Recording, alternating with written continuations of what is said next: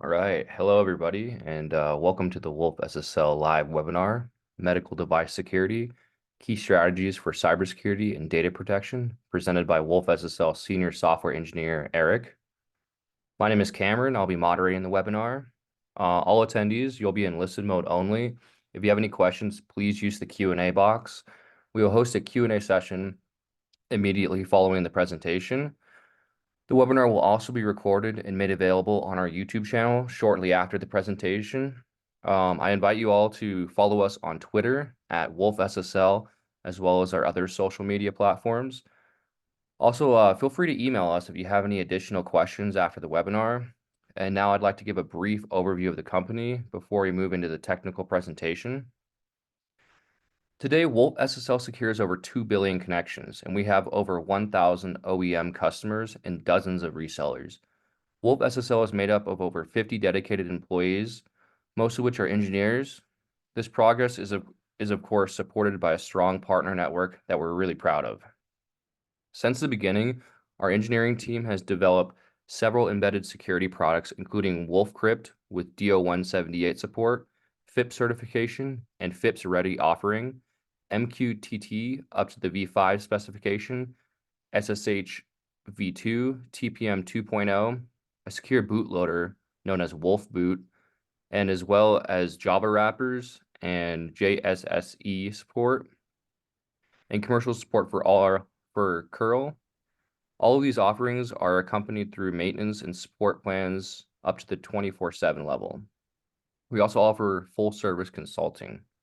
And now I'd like to turn it over to Eric to talk about medical device security, the key strategies for cybersecurity and data protection. Excellent. Thank you, Cameron. So jumping right in. So today we're going to look at kind of what the existing medical landscape, device landscape is, and some of those attack vectors that are affecting it. Then we're going to talk a little bit about the regulatory landscape, some of the security trends, things that we've noticed. Then we're going to go into some of the actual medical use cases that wolfSSL has been involved with. Then we're going to look at some of the solutions that wolfSSL provides for medical devices, including our TLS library, our FIPS certification library, our secure bootloader product called wolfboot, and wolfSentry, our IDPS. Next, we'll talk a little bit about testing at wolfSSL, all the support options that we provide, and then, as Cameron mentioned, we're going to finish up with some Q&A. So here's just a little bit of the different environments and products where wolfSSL is already currently involved in the medical landscape. You can see it's everything from robotics to monitoring systems, and all this is done via wolfCrypt and wolfSSL. We talked a little bit about the history of the company from Cameron. So kind of we break down security into three basic situations, especially data at rest, data in transit, and then things like firmware updates where you're not actually moving data around. One of the benefits of wolfSSL is that we actually have a very simple method of porting it to different transfer mediums. So anything like TCP, UDP, whatever that can be the underlying transport medium. So Cameron went over kind of the products. I'll go over it briefly here also. You can see that around wolfCrypt, we kind of break that into the FIPS certified solutions. And then we also have other certifications that we cover like DO-178C for avionics. One of the benefits there is that you can take that FIPS certified cryptography and plug it into an existing OpenSSL application via the engine or provider.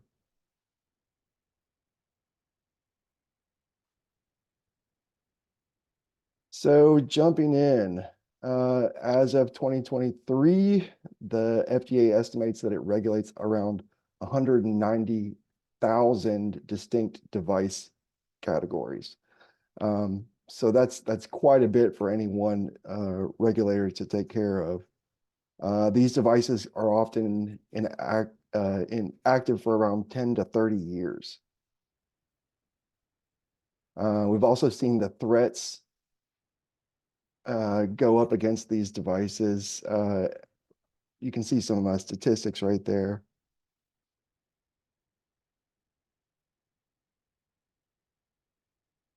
So attacks on medical devices have actually increased around 55% in 2020 over the previous year. We're seeing these kind of vulnerabilities popping up in all kinds of stacks, everything from TCP/IP 0 days and even Bluetooth vulnerabilities. Around 53% of connected medical devices and IoT devices in hospitals have had known critical vulnerabilities. That's incredible. And also ransomware attacks are continuing to increase. In 2022, there were over 700, and the size of those ransoms is increasing also. In 2020, it was 30 million. In 2021, it was over 240 million.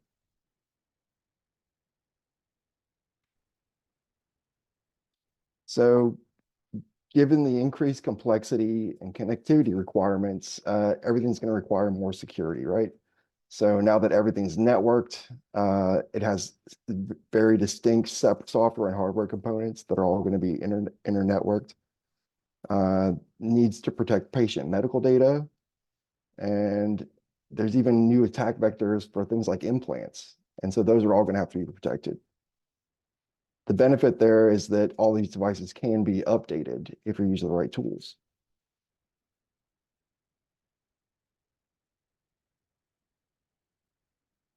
So even the FBI has gotten involved in making recommendations to help protect medical devices.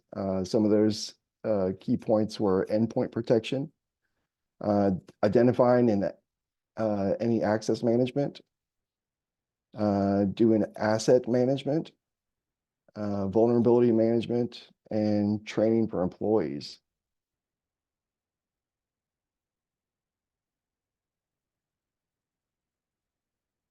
So here's the FDA came through in 2022 and issued a guidance to help provide more explanations for medical device cybersecurity. This was huge in the marketplace because it actually empowered the digital health stakeholders to advance their healthcare. As far as regulatory landscape, so this is basically like the FDA kind of recommended FIPS 140-2 or 140-3 as a best practice for use with HIPAA. It also is required for lots of DoD or government projects. And it's going to be required for all VA projects. A lot of times it's just a checkbox item, and if you don't have FIPS support, it's going to be a deal breaker. So whenever it says that there's a FIPS requirement, things that say solutions that say they're designated for FIPS or they're FIPS ready are typically not going to be sufficient. And as you see there, FIPS validations can take a while, so it's best to start planning early. So right now, the FDA guidance includes selecting an appropriate key generation, distribution, management, and protection, as well as robust nonce mechanisms. NIST currently recommends FIPS 140-2, 3, or equivalent strength cryptographic protection.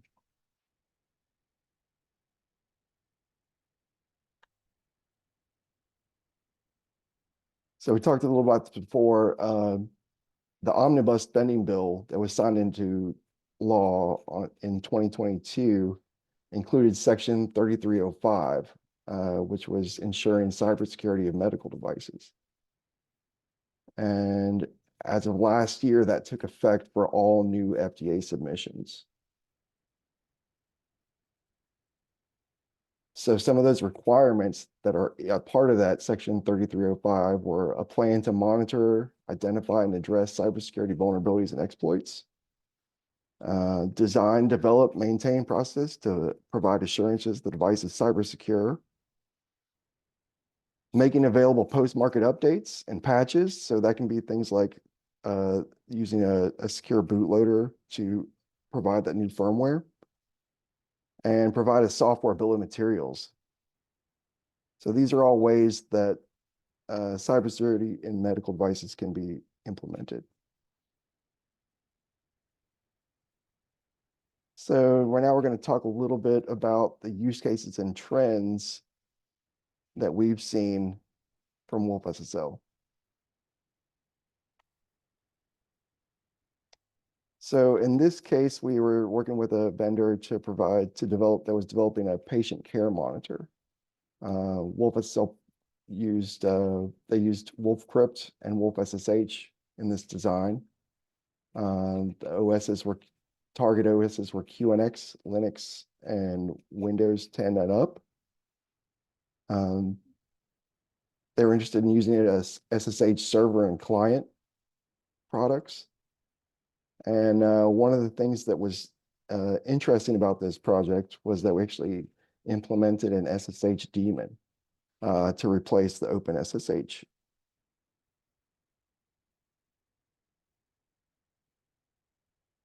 Another project was for an infusion pump. And in this case, we used wolfCrypt FIPS. This was one of the early designs for FIPS 140-3 certified solution. And so that was a little bit of a challenge in that we had to do a lot of preparation for the CMVP submission.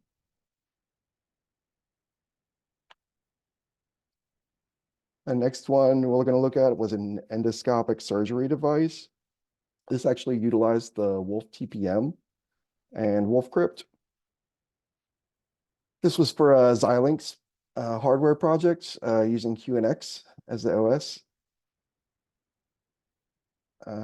So we talked about it was using TPM 2.0 for key storage. And the challenge there was that there was high volume of streaming data that we needed to secure. But the performance was met using wolfCrypt because there's lots of optimizations built into there for the Xilinx products.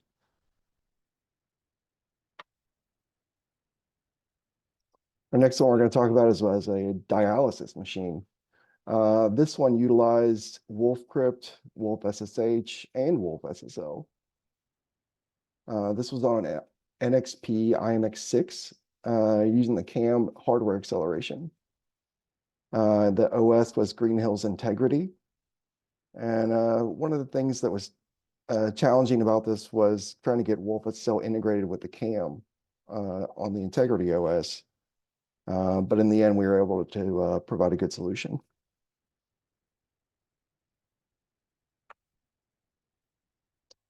On that project, you can see a couple benchmarks here with and without the CAM hardware acceleration. You'll notice that after a certain block size increase, that the transfer rate is increased significantly.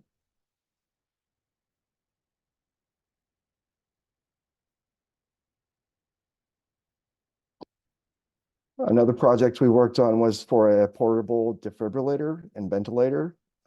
This included wolfSSL products, wolfCrypt FIPS, SSL, and our Python wrapper. The target hardware on this project was an NXP IMX7 over the Yocto Linux OS. One of the interesting parts about this was that we actually used other open source projects, and they were ported to use wolfSSL, wolfCrypt, FIPS as the cryptography layer. And again, we said this was FIPS validated.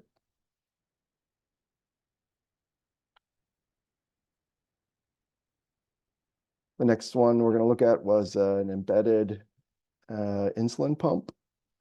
So some of the technical details here were that this was for an STM32 platform using ThreadX as the OS.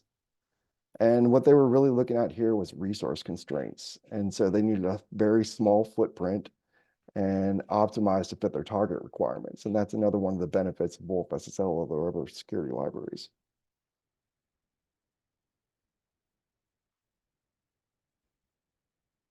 So this one was pretty interesting. It was a connected hub, device hub.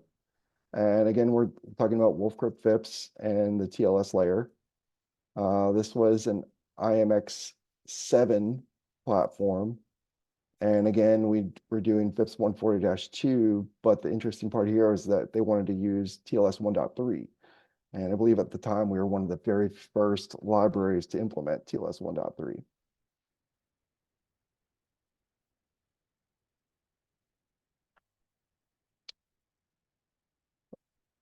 Another project was a migraine helmet.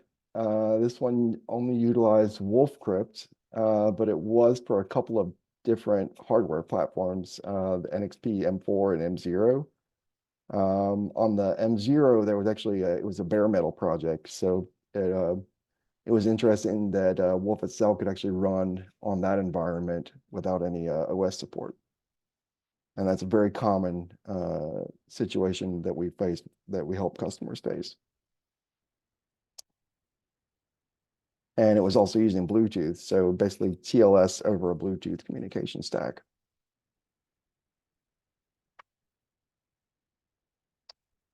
There's also a tablet for organ transplants project.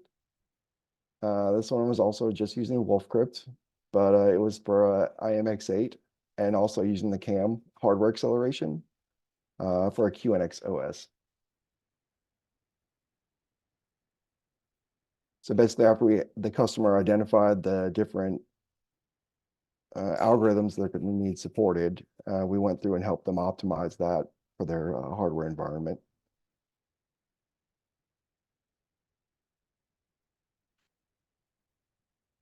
So now we're going to talk a little bit about security trends that we've noticed. Basically, secure data in transit with SSL or TLS and modern protocols. So we're seeing that more and more that requirements are going to involve using the latest version of these protocols. TLS is all the way up to 1.3, and that's been available in wolfSSL for, I think, going on 5 years now. Securing data at rest with encryption. So that can be just, securing data on a flash device or a hard drive. And there's often double encryption requirements, and we can help out with those also. Leveraging secure enclaves and key stores using TPM modules is something we've supported for a while now. You can even take your key storage and integrate that with the wolfSSL TLS layer so that your keys are managed by the TPM and utilized through the TLS.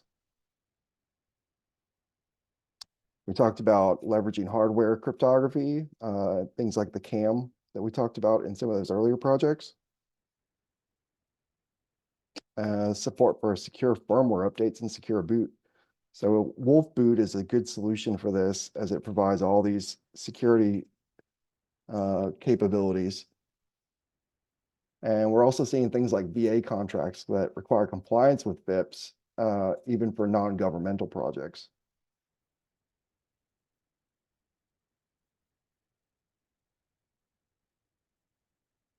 So now we're going to dive into the actual products from wolfSSL a little bit. We're going to start with wolfSSL, the product, the TLS and SSL library.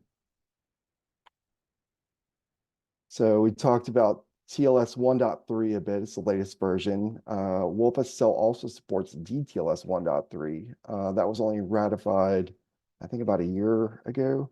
But we're currently one of the only security libraries that currently supports DTLS 1.3. We've managed to get an actual working TLS connection out of 20 kilobytes of footprint, which is pretty incredible. Our RAM use per session ranges from about 1 to 36 kilobytes. It's very important if you're doing a high volume of sessions on a particular device, a server device. You can see that we're almost always smaller than OpenSSL. And we have a huge list of supported operating systems that you can see on our website.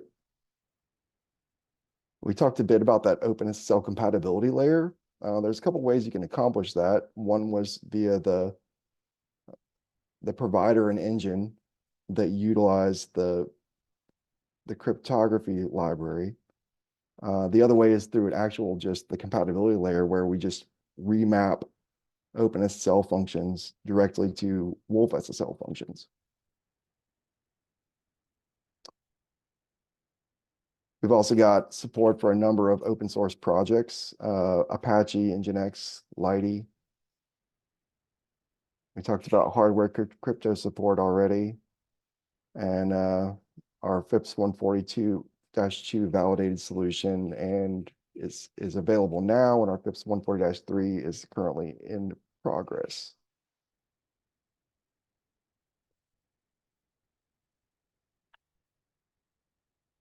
We'll talk a little bit more about the FIPS solution now. So the biggest benefit of the FIPS solution is that it's modular. As you can see, it's in that little green box there. So that's the part that actually goes through certification. That's going to encompass all the algorithms and ciphers, whereas the outside tan box for wolfSSL actually includes the TLS stack that utilizes the crypto module. So as we pointed out here, most of the bugs and vulnerabilities happen in the TLS stack, not in the actual crypto module. So it's very easy to update that TLS stack without going through and recertifying the crypto module, which is extremely time consuming and expensive. So one of the other benefits we have is a product called FIPS Ready. FIPS Ready is a solution that allows you to build your application using the FIPS APIs. And then whenever you're ready to get out a customer that's ready to go through a certification for an actual project, you can take that same code base and swap in the certified crypto module. This will save you time and that you're not going to have to rewrite any of the application code.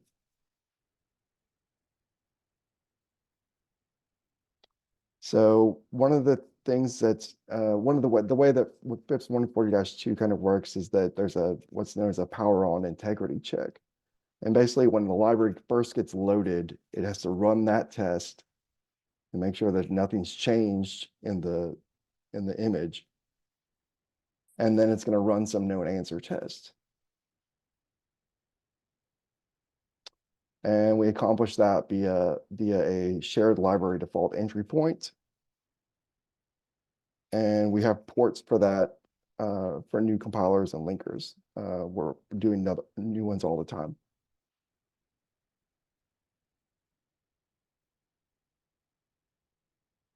So the FIPS module is pretty simplistic in its pass and fail scenario. Either it's everything looks good and all the tests pass, or they don't, right? So that's kind of the basics of if any of those tests are not, if anything's changed in that cryptographic module, then none of the cryptography will be allowed to be accessed.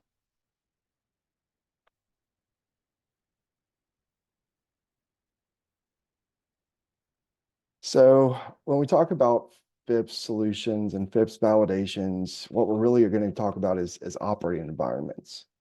Operating environments is a trio or of basically the operating system, the processor, and the cryptography library. Adding a new operating environment to our certification is a lot faster than doing a full new certification.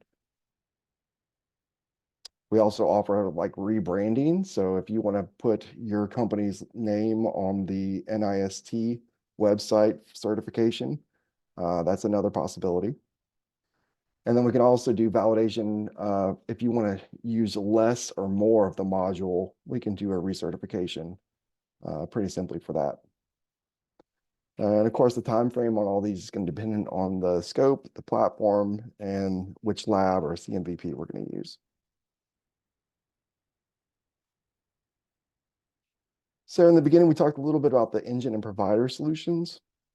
This is a really quick way for an application that's currently using an OpenSSL API that may or may not have FIPS or may have a FIPS certified cryptography that's going to go out of scope or onto the historical list pretty soon, to switch over to wolfSSL's Wolf Crypt certified FIPS solution.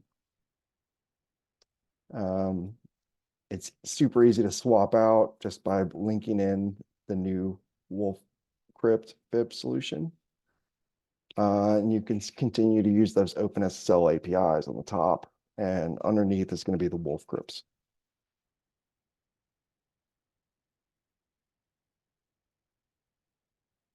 Another solution that we're offering is Wolf Entropy. This is our software-based true random number generator. This utilizes CPU jitter to generate high-quality entropy. And these are going to be for devices where a real hardware random number generator is not available. So you might even be able to update an older platform to use Wolf Entropy. And the only requirement there is that the hardware provides a nanosecond timer.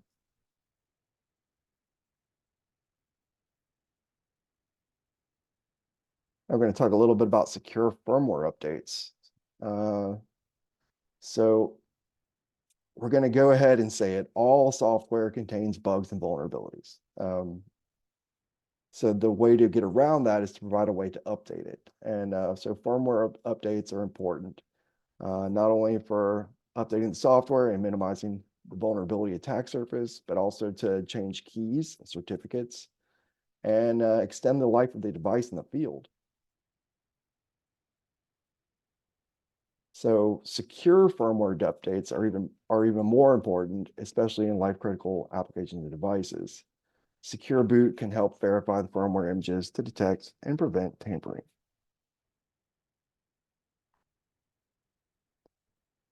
So the FDA guidance mentions that devices should be capable of being updated in a secure and timely manner.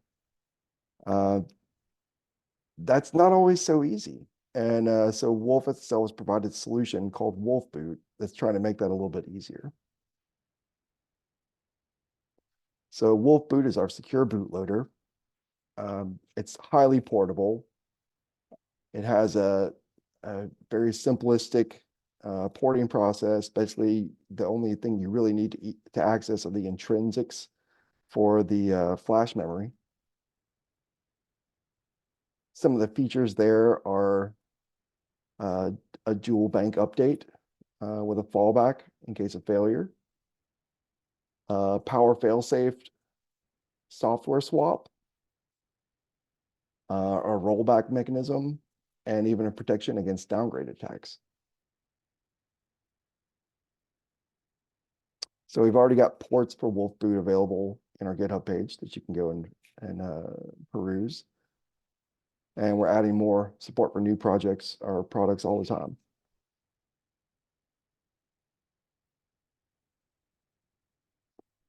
Next, we're going to talk a little bit about intrusion detection. And this is the idea that you can detect attacks that might be happening on the network and malicious behavior and try to do something about it. So connected medical devices are oftentimes placed on the same network as non-medical IT devices. In the beginning, we had that stat that 72% of healthcare LANs mix IoT and IT assets. So that means that more devices are accessible to outside attackers who might be able to more easily gain access to these devices. So one of the benefits of an IDPS on a medical device is going to be to detect malicious activity, receive events of malicious activity, and we're going to log those and do alerts on them or take some action on whenever we detect those events. So Wolf Sentry is our lightweight IDPS. Some of the benefits there are that it's all native C code. It's highly portable. It does things like it has a firewall, a dynamic and static firewall, and you can even add your own user-defined events with actions, including you can shut down the entire service if you want. And it's currently integrated with wolfSSL, wolfMQTT, and wolfSSH.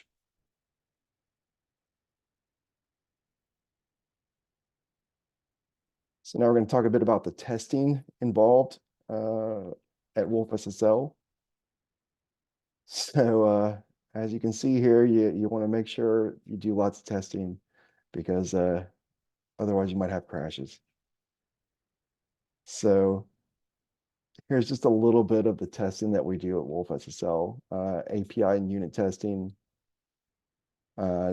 testing against the Cypher suites and algorithms.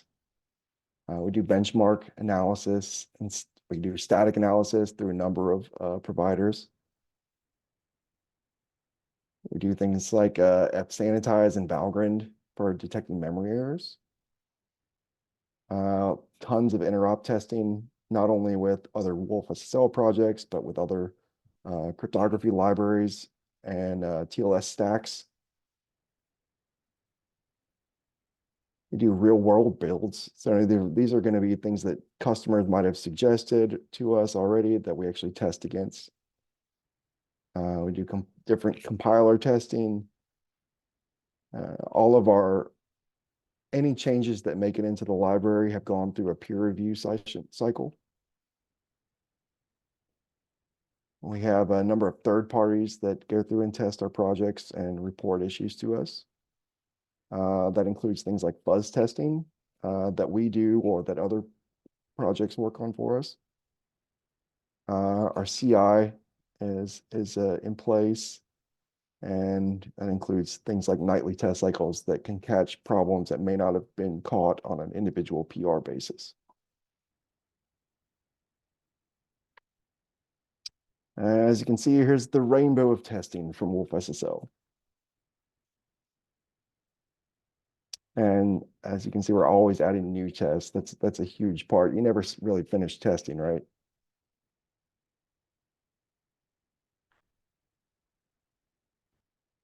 So here's a quick overview of our software development process. Anything from taking NIST specifications, implementing those into our own software specs. And all these end up in our source code that's open source, of course.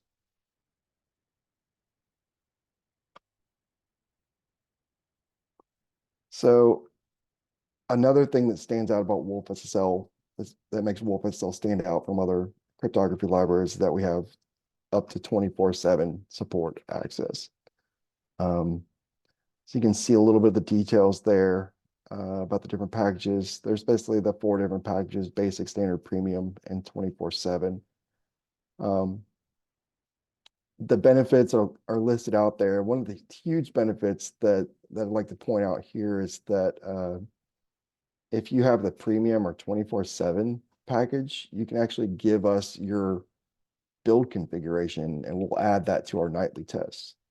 That ensures that any future releases of wolfSSL are going to build against your project. The other important thing to point out there is that the higher packages include FDA audit support and long-term support. And we always offer free pre-sale support if you just email us at support@wolfSSL.com. So we also have a Kickstart program. This is basically a way for you to quickly get your hardware environment supported by wolfSSL. It's usually about a week to get it ported to your OS and hardware. That may or may not include validation if it's already something that we have on our certificate. It's a good way for you to free up your engineer's time and make sure that it was done correctly.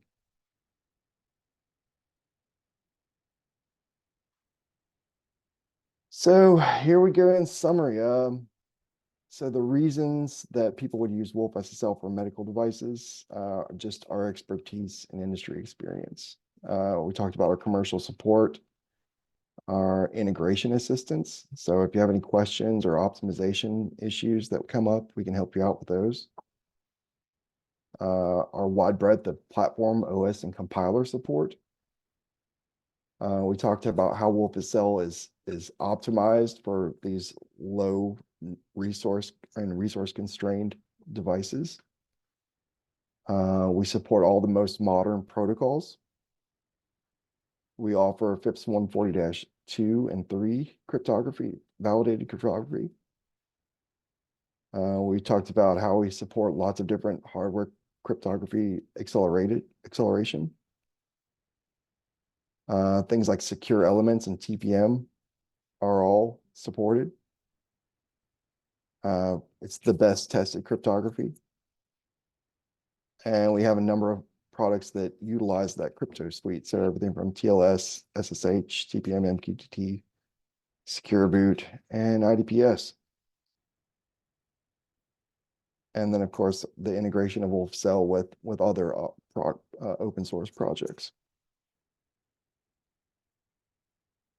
And with that, I think we'll open it up to questions. Awesome. Thank you, Eric. It was very detailed. Let the questions flood in here. I've got a couple to start us off that were already asked. Do we support HSMs? Yes, we do. In fact, I think we've got a couple example projects out there on our GitHub. Cool. On our GitHub. It's awesome. Next is wolfSSL doing work towards post-quantum? Yes, certainly. So we've actually got a full-time engineer working on only post-quantum for us. And we've gone through and implemented another of the NIST recommendations, recommended algorithms. And we've actually got a bunch of examples, demonstrations on everything on for a post-quantum SSH connection, post-quantum TLS connections. Those are all available on our GitHub page also. Cool. Ready. Is FIPS 140-3 mandated by FDA for new medical device regulatory submissions? Not FIPS 140-3 specifically, but considering the sunset of 140-2 is quickly approaching, probably 140-3 is a better solution, given the longevity of medical devices. Cool. What is the main difference between TLS 1.3 versus DTLS 1.3 and then the use cases? Yeah, sure. So, I mean, the obvious one there is that TLS is going to operate over a TCP stack. DTLS is going to use a UDP stack. So that's kind of the main difference, is basically the underlying network topology. All right. And then does Wolf Boot need a platform bootloader to work? No, Wolf Boot's actually it's a bare metal bootloader, so it's agnostic. Um, so it doesn't need any other tools or utilities or bootloading projects underneath it. At its most basic configuration, it really only requires the flash memory atomics. Awesome. I'll wait here a little bit more to see if some more questions flood in. And yeah, here's another one. Does Wolf Boot compete with Sternum lot agent based 0-day attack prevention? Not familiar with the Sternum IoT agent, but that's something we could look into for you. And just probably send us an email at facts@wolfssl.com.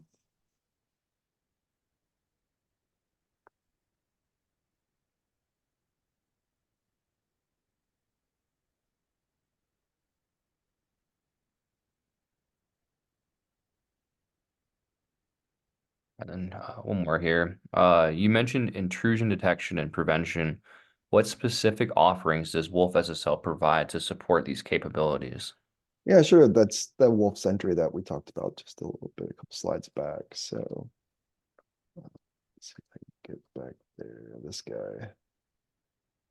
So Wolf Sentry provides that solution, and it's actually more than, it's not just a simple firewall, since it actually does dynamic um, detection. So it's not just a list of a white list of websites or addresses that can access it. It actually does a lot more. Awesome. Is CAVP required by FDA for devices? So we said that it's the FDA recommendation is to use the NIST recommendation. The NIST recommendation is FIPS certified software, and FIPS certified software is going to use CAVP. Awesome.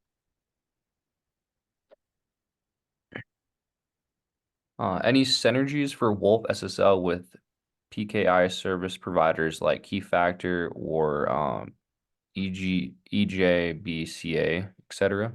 Yeah, absolutely. So wolfSSL has worked with a number of these providers on different projects in the past. So that would be something you would contact us again to discuss in more detail. There's a good chance we already have a solution ready. Awesome. And then someone else asked, can we get access to the slides so we can refer to it later for studying? So yeah, I'm sure we're going to provide these slides. And as you mentioned at the beginning, we're also going to provide this entire presentation on YouTube. If you want those slides, you can probably just email us at facts@wolfssl.com.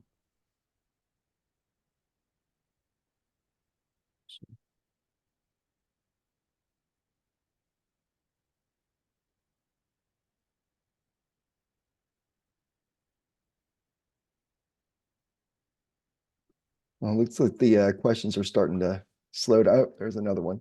Got one more Uh, here. Does FDA require CMVP and how is that decided? How does FDA determine the FIPS level? so there was a similar question that we already answered about that. So how does the FDA determine the FIPS level? The FDA doesn't actually determine the FIPS level. The FDA just has recommendations for security in medical devices. One of those was to use NIST recommended algorithms. Um, so that's kind of where that requirement comes in. NIST is not only has stopped taking new submissions for security libraries. I think it was in 2022. They may have stretched out a little bit. But moving forward, for new designs, I'm going to say it's probably going to be 140-3 solutions that you should be looking at. Cool. All right. And then one more here. How do we contact you for further discussion and contact info? I think the best way would be to email us at facts@wolfssl.com. Absolutely.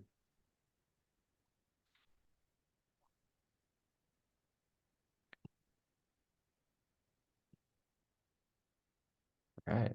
Awesome. I think that wraps up our questions here. Awesome. Thank you, Eric, for hosting this very informative webinar. I know I learned something myself. Thank you everybody for joining the webinar. Please don't forget to follow us on Twitter at wolfssl.com as well as other socials. And thank you again, and we will see you next week for our next webinar.